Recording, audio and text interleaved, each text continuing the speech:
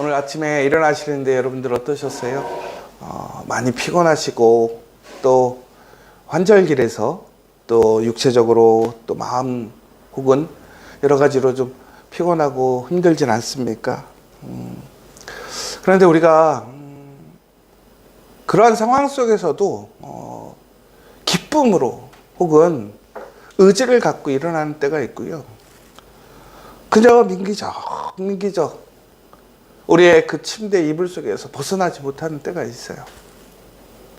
왜 그런가 좀 살펴보면 우리 마음에 소망과 기쁨이 있을 때는 그게 가능한데, 우리가 어떤 의무감이나 책임 혹은 상황에 끌려 살다 보면 계속 침대에 혹은 우리가 그저 그냥 내가 그냥 편하게 생각하는 그 자리에 머물려고 하는 생각들이 있는 것 같아요. 여러분, 저는 우리 지하서치 성도들이 아침에 일어날 때 정말 기쁨으로 새 힘을 가지고 소망을 가지고 일어났으면 좋겠습니다. 왜 그러냐면 우리에게는 예수가 있잖아요.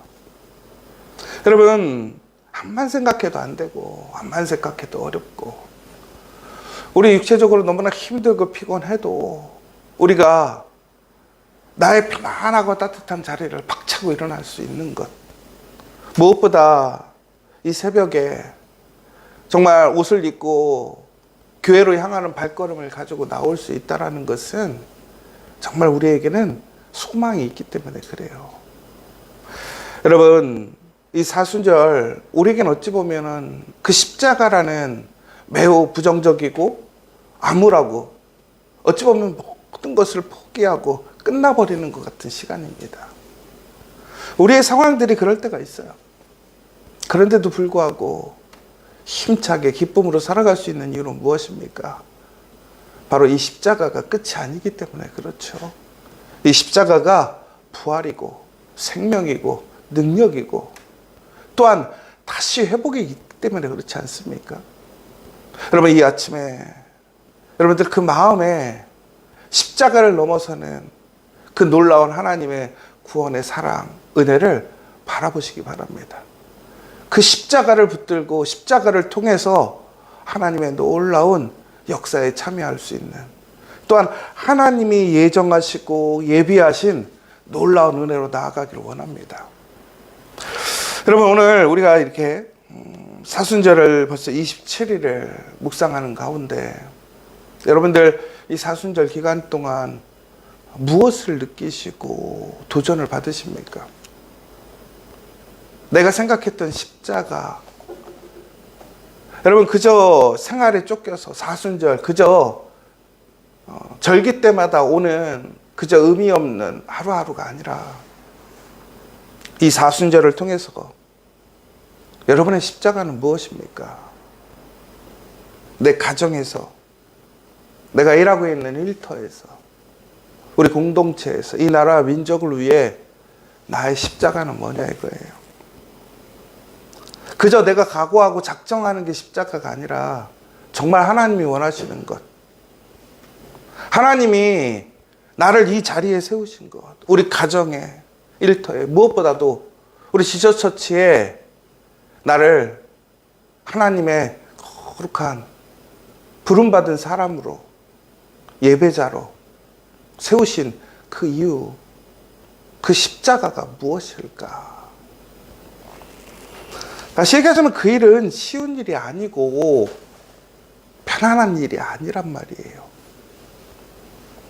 그런데 우리는 그 십자가를 져야 하는 것입니다. 십자가 없이는 결코 부활 없습니다. 여러분, 십자가 없이는 은혜가 없는 거예요. 내가 십자가 질 수 있다는 것만으로도 은혜예요. 왜? 하나님이 함께 하시는 거니까. 하나님의 계획 안에 있으니까.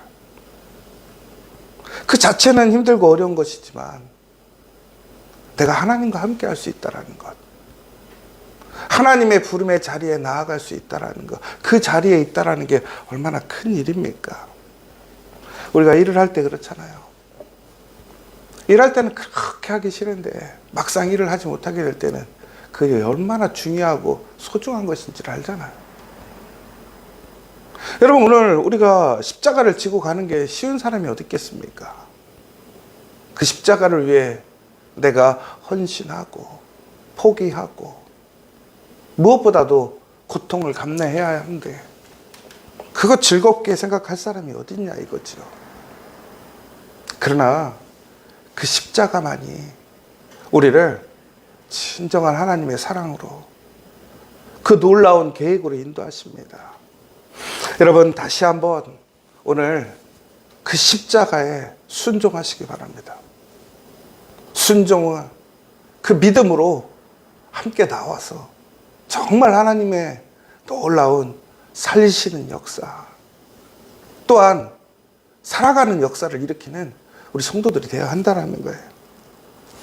오늘 말씀 보니까 예수님께서 이제 성전세 문제에 대해서 얘기하는 걸 보게 돼요. 예루살렘에서는 성전을 유지하고 보수하기 위해 성전세를 걷었습니다. 여러분, 그러니까 우리가 교회 헌금하는 것과 마찬가지예요. 그런데 오늘 그 성전세를 징수하는 징수원이 베드로에게 물어봅니다. 너희 선생님도 성전세 안 내냐? 그래서 베드로는 당연히 예수님은 원칙을 지키시고 경우에 없는 일을 안 하시는 분이니까 당연히 성전세 내시지라고 얘기를 했단 말이에요. 그리고 예수님을 만나러 갔는데 예수님께서는 베드로의 그런 모든 것을 알고 계셨어요.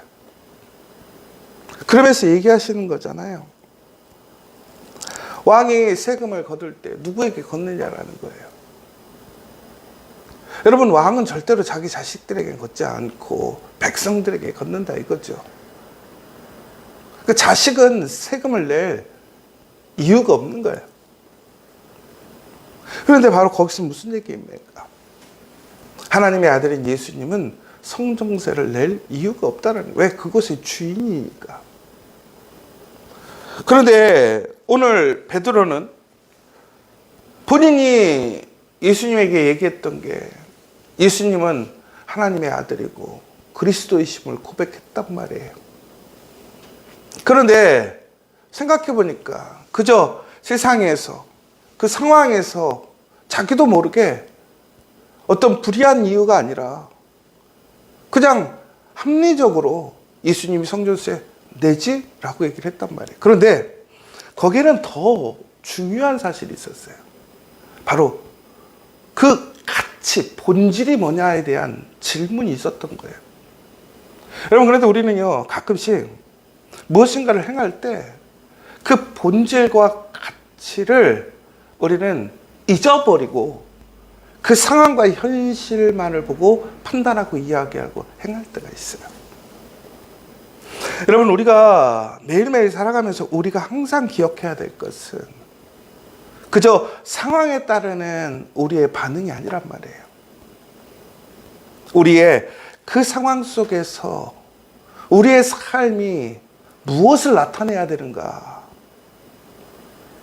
그것을 통해서 하나님이 원하시는 것이 무엇인가가 중요한 포인트라는 거예요. 그러니까 오늘 예수님께서 베드로에게 요청하셨던 것은 네가 그것도 몰라? 그렇게 이야기해? 이런 질책이 아니라 베드로에게 무엇을 생각하든지 무엇을 입든지 무엇을 하든지 간에 그 중심의 시작이 무엇인지 무엇보다도 하나님의 중심에서 하나님의 시작에서 우리는 그것들을 바라보고 생각하고 이야기하고 행동해야 한다는 거예요. 여러분, 근데 우리는 너무나 쉽게 내가 경험하는 것들, 내가 아는 것들, 혹은 내가 판단하는 것들을 가지고 얘기할 때가 참 많이 있죠. 근데 오늘은 베드로가 생각했던 것과는 전혀 다른 그 내용에 대해서 예수님이 얘기를 하시는 거예요. 그래서 예수님이 하시는 얘기는 나는 그러한 사람이 아니다. 다시 얘기하자면 예수님이 돈 내기 싫다 이 얘기가 아니라 예수님은 오늘 다시 한번 내가 누군지에 대해서 얘기를 하시는 거예요. 나는 하나님의 아들이다. 그런데 예수님은 그래서 나는 낼 필요가 없다라고 주장하지 않으시더라는 거예요. 여기서 아주 놀라운 거예요. 여러분, 우리가 하나님을 인정하고 하나님의 뜻에 합한다라는 것은 우리가 그 말씀대로 살아가는 것이잖아요. 그러면 예수님은 성전세를 안 내야 되잖아요. 하나님의 아들이니까. 그것을 사람들에게 보여줘야 되잖아요. 증거해야 되잖아요. 그럼에도 불구하고 오늘 놀랍게도 베드로에게 기적을 행하셔서 그 돈을 마련케 하셔서 베드로와 예수님의 몫으로 성전세를 내게 하시는 모습을 보게 돼요. 참 이 기적이라는 게 신기하죠. 여러분, 큰 돈이 아니란 말이에요. 근데 이런 기적이 필요했을까? 그럼 결국은 이 기적을 보여줬던 이유는 뭘까요? 예수님 기적 자체에 있는 것이 아니잖아요. 뭐예요? 이 땅의 모든 것을 주관하시고 다스리시고 소유하시고 만들어낼 수 있는 하나님. 그 하나님의 아들 예수님이 오늘 이 땅에 우리의 왕으로 오셨음을 다시 한번 보여주시는 거예요. 그러면서 무엇이라고 얘기하시냐면 오늘 성전세를 내는 이유는 그들이 나에게 책임을 부과하기 때문에 법을 지키기 위한 것이 아니라 바로 그들이 실족하지 않게 하기 위해서라고 얘기를 하고 있습니다. 여러분, 이 문제를 우리가 원론적으로 보자면 예수님을 이해하지 못하고 인정하지 못하는 사람들은 결코 예수님이 세금 내지 않는 문제에 대해서 용납되지 않을 거란 말이에요. 그러나 예수님의 입장, 예수님을 알고 고백하는 사람들에게 입장에서는 성전세를 내야 될 이유가 없는 것이지요. 그러나 오늘 누구에게 포커스가 맡겨져 있느냐? 아는 사람이 아니라 모르는 사람에 대해 있더라는 거예요. 여러분, 이게 섬김이라는 거예요. 여러분, 아는 것을 가르치는 것도 중요해요. 그러나 모르는 사람들을 하나님의 놀라운 은혜 안에서 함께 살아가고 그들이 시험에 들지 않게 하는 것이 진정한 섬김이라는 것입니다. 여러분, 오늘 나에게 당연한 권리가 있고 또한 내가 수고함이 많을지라도 오히려 간혹은 우리가 더 수고해야 되고 더 헌신해야 되고 더 손해봐야 될 때가 많아요. 이것이 우리 믿음의 삶 속에 일어나는 어려움인 것 같아요. 세상에서는 오래되거나 더 헌신하고 봉사하거나 하면 더 높아지고 더 많은 것을 누리게 돼 있어요. 그러나 우리는 오히려 신앙이라는 것은, 믿음이라는 것은 오히려 더 낮아지고 더 헌신하게 되고 더 수고할 수밖에 없는 거예요. 우리가 가끔씩 그러잖아요. 아유, 내가 이 나이 먹을 때까지 이렇게 해야 돼? 아유, 내가 이렇게 오랜 신앙생활 했는데 이런 것까지 해야 돼? 여러분, 그러나 우리가 그것이 우리의 공로, 의로움을 위해서 그러는 것이 아니에요. 왜 우리의 수고는 더 많아지고 우리의 헌신은 더 커지고 우리의 십자가는 커지는가? 바로 실족하지 않게 하기 위해서라는 거예요. 내가 열심히 일하는 이유, 내가 열심히 봉사하는 이유, 내가 하나님 앞에 그것으로 의로워짐이 아니에요. 여러분, 우리가 오해하는 것이 내가 공로를 쌓아서 그 공로로 구원을 이루고 하나님께 복 받으려는 것이 아니라 오히려 우리는 이미 구원받았고 하나님의 사람이고 하나님의 은혜 안에 있지만 그것을 알지 못하는 사람들을 위해서 그러는 거라는 거예요. 그러면 오늘 예수님께서 결국에는 무엇이라고 그러냐면 그 이해하지 못하는 사람들, 아직 깨닫지 못하는 사람들, 변화되지 못한 사람들을 위해서 나의 것을, 나의 권리를 내려놓는 거예요. 그리고 그들의 눈높이에 맞춰서 그들과 함께 살아가며 우리의 모습을 보여주는 거예요. 그러니까 여러분 무슨 얘기냐면 이것을 저는 신앙적 상황화라고 생각해요. 여러분 우리가 단순히 그저 사람들에게 가르치는 것 혹은 기준과 싸워가는 것이 문제가 아니라 우리가 그 이해하지 못하는 사람들이 살고 있는 그 삶, 그 현실 가운데서 우리가 분리되어져서 가는 것이 아니라 그 세상에서 동일하게 살아가지만 구별되는 것을 보여주는 거라는 거예요. 이 구별된다라고 하는 것은 거부하는 것이 아니라 그 세상 속에서 살지만 또한 그 세상의 원칙과 법 안에 살고 있지만 더 나아가 그리스도인으로서의 구별됨, 거룩함이 있어야 한다는 거예요. 그러니까 이중적인 어려움이 있는 거예요. 그리스도인으로 산다라는 것은.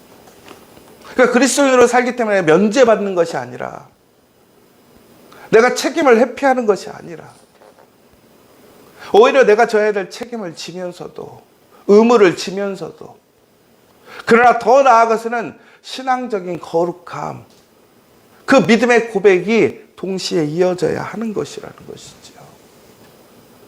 그게 진짜 섬김이라는 거예요. 여러분 그러니까 이 섬김은 결코 쉬운 일이 아니에요. 여러분 오늘 우리나라에 아주 중요한 결정이 있습니다. 이 일 때문에 지금 온 나라가 문제인데요. 여러분 가장 중요한 것은 내가 생각하고 내가 판단하는 의로움과 올바름도 있을 수 있어요. 그러나 중요한 것은 다른 사람들을 돌아볼 수 있어야 한다는 거예요. 나의 생각, 나의 주장을 떠나서. 여러분 그러면 우리가 그러잖아요. 아유, 우리가 그렇게 진리를 벗어나면 되겠습니까? 올바름을 벗어나면 되겠습니까?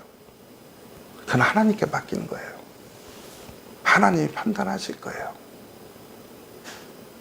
여러분 우리가 해야 할 일은 누군가를 판단하고 심판하는 것이 우리의 몫이 아니란 말이에요. 그런데 어느 순간부터 우리가 재판관이 되었어요. 심판관이 되었어요. 우리가 해야 할 일은 뭐냐면 한 영혼이라도 더 실족치 않게 하는 거예요.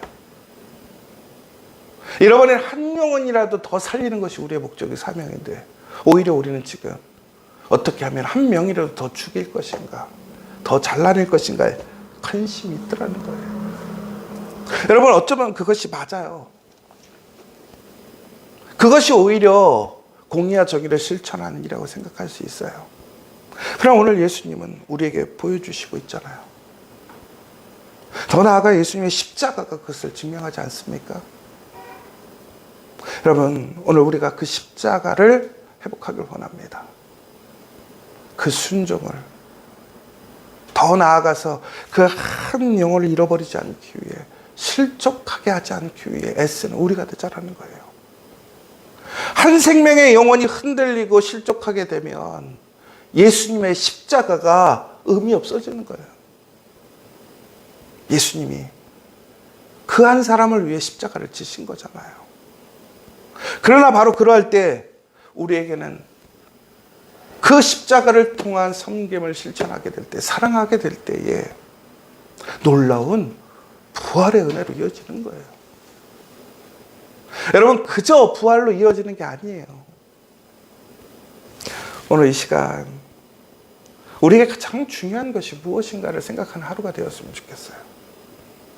나의 의로움, 나의 비전, 혹은 나의 야망, 혹은 나의 어떤 목표를 이루는 것이 목표가 아니라 오늘 우리를 이 자리에 세우신 것은, 부르신 것은 바로 그 한 명의 실족하는 사람,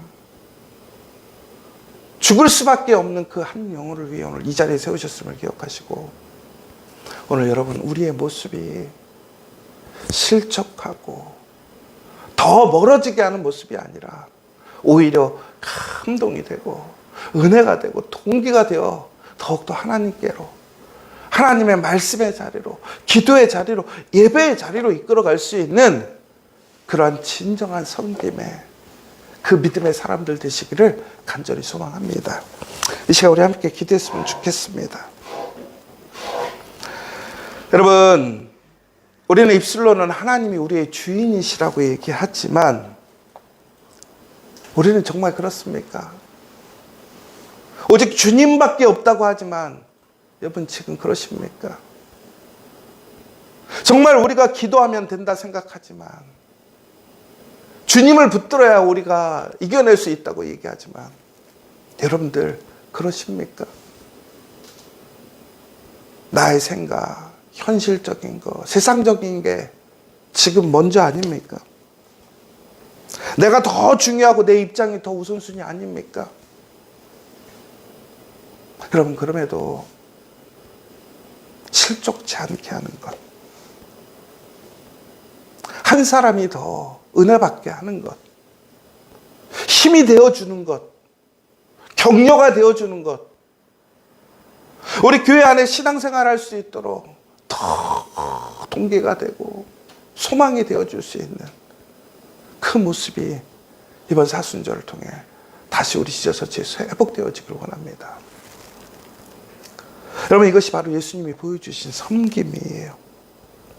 한 영혼을 위해 먼저 양보하고, 한 영혼을 위해 먼저 섬기시고, 한 영혼을 위해 더 수고하시고, 한 영혼을 위해 본인의 십자가를 지고, 자신의 권리와 자신이 누려야 할 것은 내려놓고, 오히려 기적을 일으키면서까지도 자신이 더욱더 그 수고에 힘쓰는, 참여하는 모습을 우리 증거하는 우리 지하처치 성도들 될 수 있도록 기도해 주시고, 특별히 우리 4월 사명을 맡김입니다.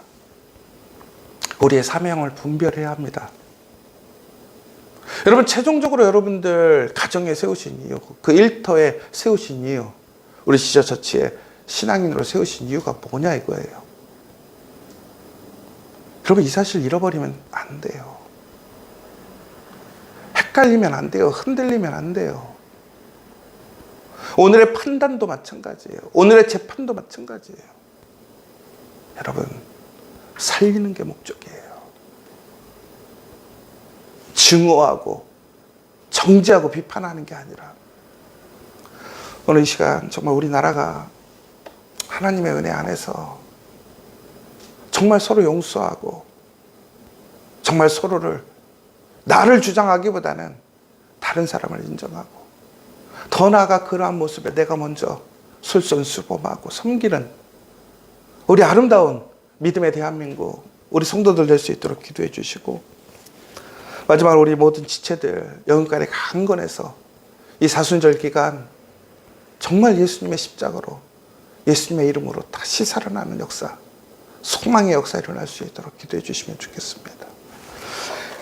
우리 주기도문으로 모든 예배를 마치고 기도함으로 나아가도록 하겠습니다. 하늘에 계신 우리 아버지, 아버지의 이름을 거룩하게 하시며 아버지의 나라가 오게 하시며 아버지의 뜻이 하늘에서와 같이 땅에서도 이루어지게 하소서. 오늘 우리에게 일용할 양식을 주시고 우리가 우리에게 잘못한 사람을 용서하여 준 것 같이 우리 죄를 용서하여 주시고 우리를 시험에 빠지지 않게 하시고 악에서 구하소서. 나라와 권능과 영광이 영원히 아버지의 것입니다. 아멘.